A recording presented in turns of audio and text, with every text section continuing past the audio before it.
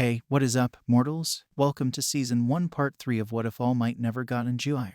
Just wanted to greet you guys by just saying sit back and relax, you're in for a treat, and so we begin. All Might returned to UA the day of the semester finals. He got the synopsis of the practical portion from Principal Nezu, the students with a handicap versus the teachers. All Might also heard that there was some debate as to what to do with 1A's open seat. A 1B student had asked if he or a classmate would be transferred. The number 1 hero was glad to hear that no one would be moved for the time being. The students were rounded up and the finals practical was explained. To say that the 1A kids were shocked was partially an understatement, especially Bakugo and Kamakiri after hearing that they had to work together and go up against the symbol of peace. Because of the odd number of students, one of them had to face their challenge alone. Ajiro was picked as the solo act to go against Power Loader. With the teams and matchup set, the finals began. All Might watched his students fight, wanting all of them to succeed. Sato and Kirishima charged headlong against Cementos but ran out of steam before they got near him. Kaminari and Ashido never even saw Principal Nezu as the hyper-intelligent creature toyed with them until time ran out. Zero was put to sleep by Midnight's quirk but was dragged out of the arena by Mineta. Even though the two students passed through the gateway, Cellophane still failed the exam. Ajiro passed the practical by the skin of his teeth, passing through the gate mere seconds before time ran out. The final fight was Bakugo and Kamakiri versus All Might. The two temperamental boys marched into the fake city bickering at each other. Do what you want, Roach Face. I'm going after All Might. That's not a fight you could win, Firecracker, even if we worked together. Who said I even needed your help? You think I wanted to be paired up with you? Let's be smart about this and focus on getting through the gate. I didn't think you were a coward, Roach Face. Kamakiri clenched his fists. And before the bladed teen could retort, a mighty wind force crashed into the boys as it destroyed buildings and structures along the main street. They were thrown to the ground as dust and smoke obscured their vision. If you think this is just an exam, you'll regret it. All Might walked towards them through the clouds of debris, his signature smile giving off an intimidating presence. I'm a villain now, heroes, so come at me with everything you've got. The heroes in training stood their ground. Bakugo blasted his stun grenade and rushed at All Might only to get his face grabbed, even as the explosive blonde continued to blast his opponent. The number 1 villain remained mostly unfazed. All Might threw the boy into the pavement. Kamakiri rushed at All Might, blades sticking out of his forearms and shins. He slashed and attacked his teacher, not surprised that his blades weren't landing. Get up, Bakugo. We're retreating. Like hell I am. Bakugo peeled himself from the pavement. He unleashed a large blast at All Might even though Kamakiri was in the way. The green-haired teen jumped out of the way as the attack rang out. The explosion didn't even scratch All Might. The symbol of peace grabbed the blonde's arm and threw him through a window. A blinding light shined into All Might's eyes. Kamakiri was reflecting sunlight off his blades. He sprinted past the now blinded All Might, throwing dirt into the older man's face before grabbing Bakugo and running away. By the time All Might cleared his vision, his students were out of sight. Put me down, Roach Face. I can still take him. Kamakiri tossed Bakugo off his shoulder and glared at him. You selfish, reckless, egomaniac. I swear, you're going to cost us the entire test. At least I was actually doing something.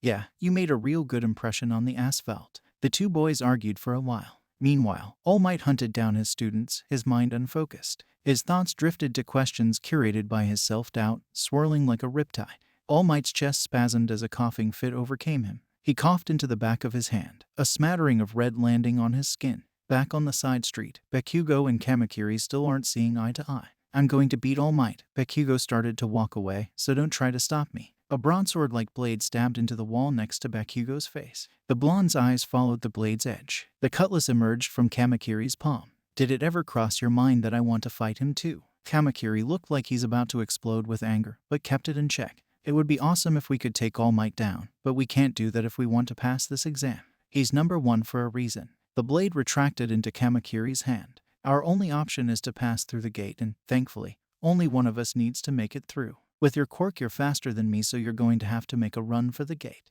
And what are you gonna do? I'll distract All Might, so you can take the glory. This isn't about glory. It's about cooperating with each other for once, passing this trial and to get one step closer to become heroes. So get your head out of your derriere and be a team player for once. Bakugo rolled his eyes. Fine, we'll try things your way. However, the moment I see an opening, I'm taking down All Might. Fine. The reluctant teammates snuck out of the alleyway with Kamakiri leading the way. They spotted All Might across the street, lost in thought. Bakugo used the buildings as cover as he moved towards the exit. Kamakiri unsheathed his forearm blades and rushed at All Might. Had All Might not heard the boy sprinting towards him, the attack would have landed. The Mantis-faced teenager tried attacking from every angle, darting around the pro as fast as he could. Kamakiri was just lucky enough to leave a few small scrapes. All Might was having a hard time landing any hits either. It was only when All Might caught onto his student's attack pattern was he able to catch Kamakiri off guard. Kamakiri used his blades to block the punch, but at a price. All Might's fist made contact. Kamakiri screamed in pain as his blades broke into pieces as he was knocked to the ground.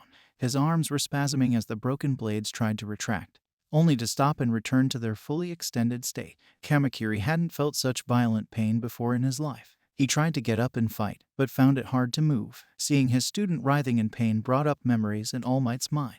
His eyes dilated as his night terrors resurfaced. The number one villain developed a 1,000-yard stare. Bakugo stopped running after hearing Kamakiri's agonizing wail. Seeing All Might was standing there slack-jawed, Bakugo was going to stick to his word. The blonde student explosion boosted towards All Might before he released a heavy-duty blast. All Might was launched into an already damaged building. Kamakiri got his feet under him again, but was still in a lot of pain. "You should stay down, roach face. All Might's mine." Kamakiri watched Bakugo pursue All Might. He glared after his teammate before looking towards the exit. Several explosions rang out, followed by a building crumbling. "Screw this." Kamakiri ran from the battle. After being assaulted by multiple explosions from all sides, All Might was shaken from his stupor. Bakugo went in for another attack. All Might struck at his student, shattering one of his gauntlets. "You caught me off guard, young Bakugo, but it won't happen again." Even though his target was right in front of him, Bakugo didn't see All Might coming. The symbol of peace punched the young man in the gut. The force was enough to make the young man throw up as he crashed through a wall. Bakugo struggled to pick himself up as All Might casually approached him. Aiming his last gauntlet at All Might, Bakugo pulled the pin. The following explosion sent out massive shockwaves, causing the ground and buildings to quake. Some compromised structures fell from the force. The smoke cleared and All Might was still standing there, unflinching and only slightly damaged. The pro hero blitzed at his student again and shattered the last gauntlet. Bakugo relentlessly blasted All Might with progressively bigger explosions. The clear overexertion of his quirk quickly caused his arms to sear with pain. All Might grabbed his student's forearms and slammed him into the ground. Bakugo gasped in pain before being thrown into another building. The young man was winded and sore. He pulled himself to his knees as All Might loomed over him. "It's a shame you couldn't work with your partner. You two would be a force to be reckoned with if you could only cooperate." Bakugo screamed as he tried attacking All Might again. The explosion missed and Bakugo was pinned to the ground by his face. "Go to sleep, young Bakugo." The blonde grabbed All Might's arm. Bakugo tried to blast away the arm, but he was only able to produce small sparks and pops. All Might didn't budge. Bakugo wasn't strong enough. "I can't accept that I can't beat you, All Might. I'll break every part of me, if that's what it takes to win against you." Bakugo bit All Might's hand as the pro hero looked visibly distraught and disturbed by his student's proclamation. If he was being honest, All Might didn't want to fight his students. Kamakiri has exited the exam area. Team Kamakiri and Bakugo have passed. After the final test, All Might carried Bakugo to Recovery Girls. The poor boy had lost consciousness just as the exam had concluded. All Might also checked up on Kamakiri. The Mantis-like student was okay for the most part. Although in pain, he was shocked to realize his blades could be broken. Either way, All Might apologized. After waking up, Bakugo was beyond angry at Kamakiri but didn't explode at his classmate. They passed their exam and that's all that mattered. About a week or so went by and classes 1A and 1B left for summer training camp with Eraserhead and Vlad King. All Might said he wanted to go, too, but was prohibited by Principal Nezu himself. "Because you're the number one hero status, All Might, you attract those like the League of Villains and unintentionally put our students in harm's way. Trust me, the best thing you can do to protect them is to stay away from them for the time being."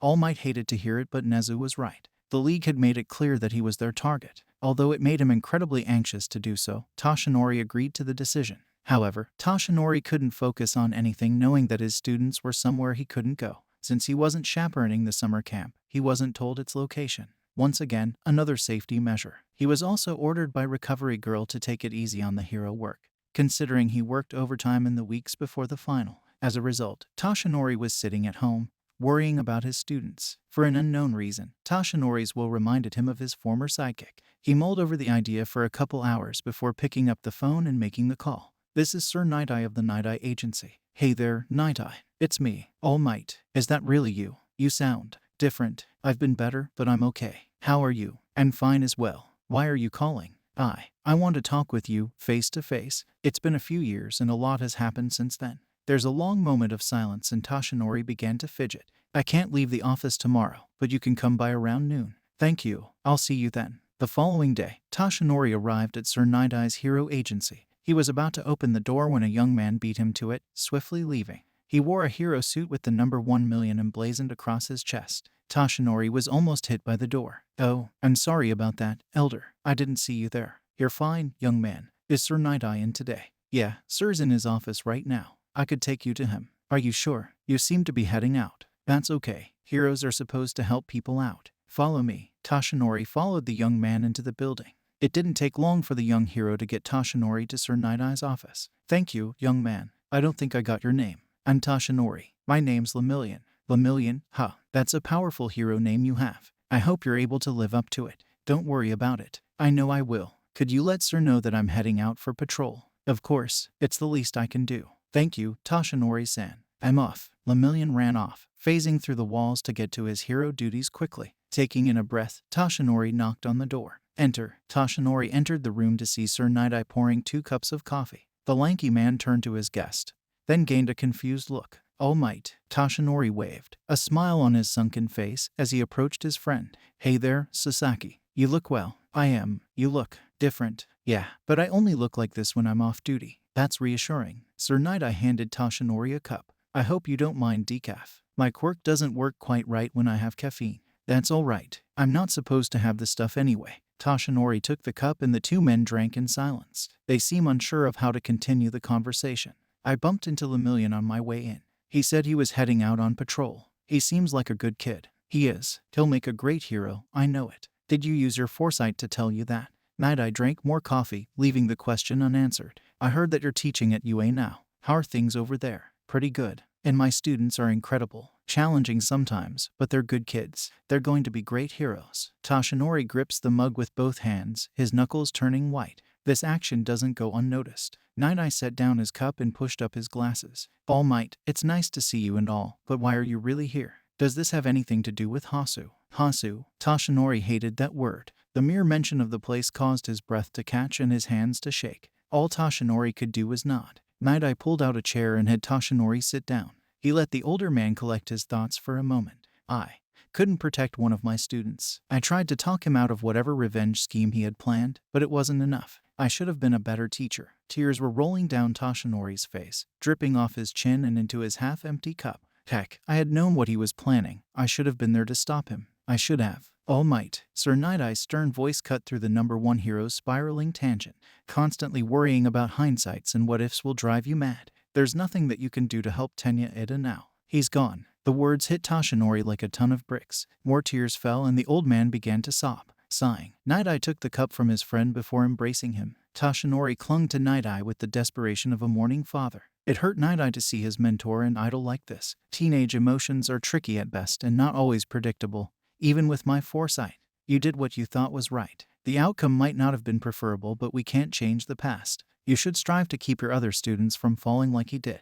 All that you might be able to do in those situations is to simply be there for them. Toshinori calmed his breathing somewhat and wiped his eyes. I wish I could be with them right now. They left for the training camp 2 days ago. I was forbidden from joining them due to safety concerns. I don't even know where they are. Maybe this is the break you needed. Toshinori looked confused. They seem strong and capable based on how you've praised them and what I saw at the sports festival. Things might not always be perfect, but they'll be okay. Toshinori took in an anxious breath as he came down from his crying spell. I'll take your word for it. The two sit in the quiet for a few minutes more before Toshinori stands up. I should get going. I've kept you from your work long enough. Thank you for having me, Sir Nidai. It's not a problem, old friend. You can visit me just about any time. It was nice talking to you again after so long.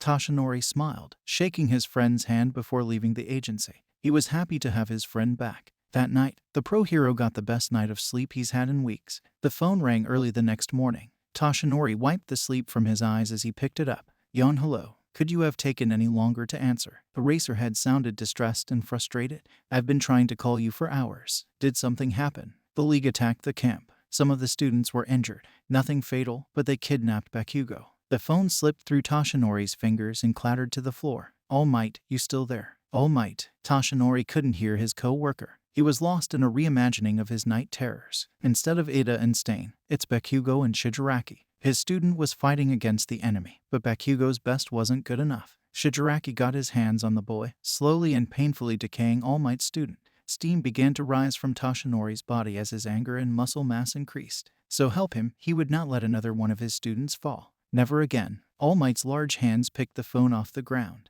So, what's the plan? Several hours passed and everything was put into place. All Might, joined by several pro-heroes and the police, stood before the League of Villains hideout. Because of the interview with Nezu, Eraserhead, and Vlad King, everyone believed the League's location is unknown.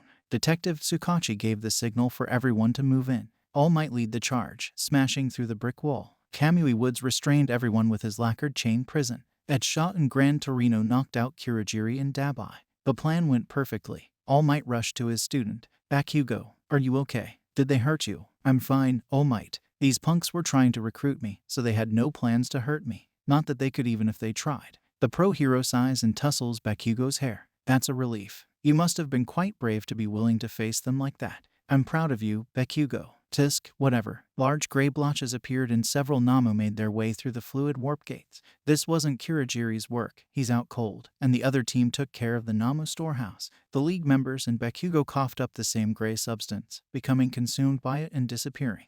All Might tried to grab hold of Bakugo, but it was too late. NOOO. With Kamui Woods, Ed Shot, and Gran Torino handling the Namu inside the bar, All Might booked it streetside to see dozens of other Nomas attacking the police and the other pros. It was sheer chaos, yet calculated. Endeavor, you can handle things here, right? Of course I can. Endeavor flame punched a Namu in the face. Just go after the League already. All Might leapt from building to building, moving faster than he ever did in his prime. He knew his mission and he knew who he'd be facing. All Might was going to soundly defeat his foe and save Bakugo, or die trying. Bakugo gasped for air as the last of the strange gray substance left his system.